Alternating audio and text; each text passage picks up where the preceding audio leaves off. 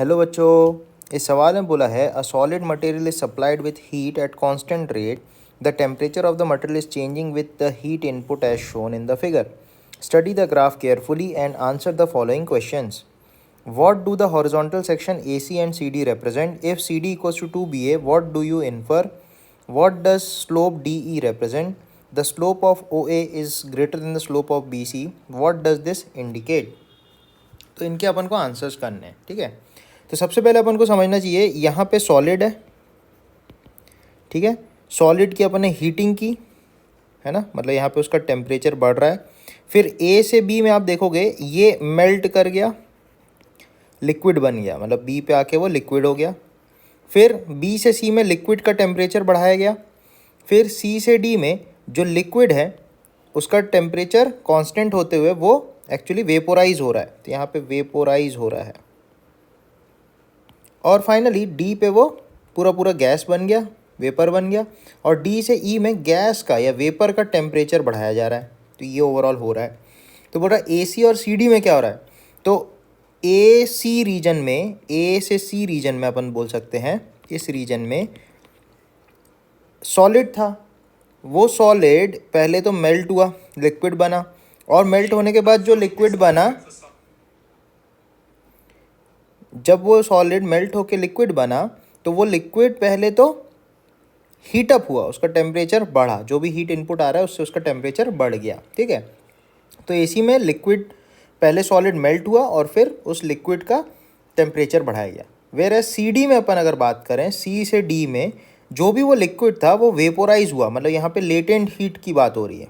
जो भी लिक्विड था अपना उसने एनर्जी एब्जॉर्ब की और वेपोराइज होके गैस बन रहा है सी डी रीजन में. ठीक है, second C D equals to 2BA, C D equals to 2BA अगर है तो अपन बोल सकते हैं, एक सेकेंड, सी डी, ये डी है ये सी है, इक्वल्स टू 2BA. ठीक है, तो अगर अपन बोलते हैं C D equals to 2 times of A B, इसका मतलब आप समझो पहले ए बी में क्या हो रहा है, मेल्टिंग हो रही है, और सी डी में क्या हो रहा है, वेपोराइजेशन हो रहा है. ठीक है, तो वेपोराइजेशन में ज़्यादा एनर्जी लग रही है एज़ कम्पेयर टू मेल्टिंग, मतलब जितनी एनर्जी मेल्ट होने में लग रही है उसकी डबल एनर्जी वेपोराइज होने में लग रही है.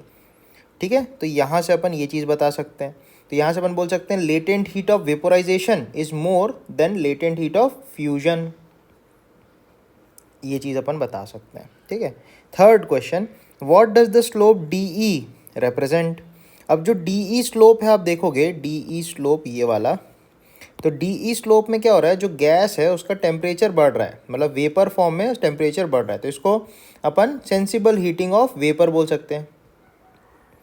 सेंसिबल हीटिंग ऑफ वेपर अपन बोल सकते हैं.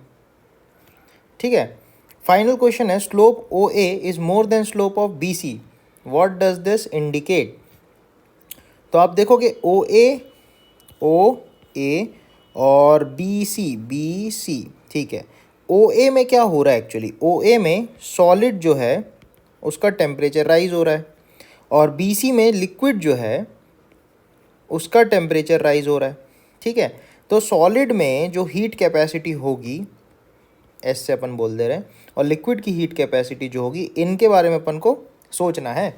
अब ओ ए में आप देखो अगर स्लोप ज़्यादा है, अपन को स्लोप एक्चुअली हीट कैपेसिटी बताती है, जितना ज़्यादा स्लोप होगा उतना ज़्यादा हीट कैपेसिटी होगा.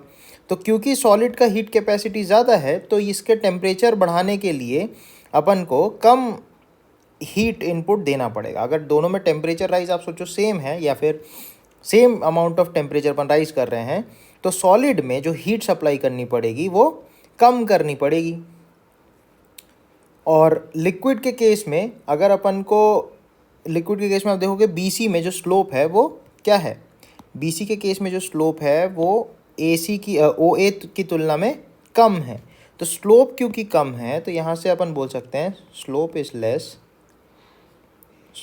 लेस. तो अपन यहाँ पे बता सकते हैं कि जो बीसी की हीट कैपेसिटी होगी वो कम होगी, तो वहाँ पे कम हीट इनपुट में अपना टेम्परेचर चेंज हो जाएगा.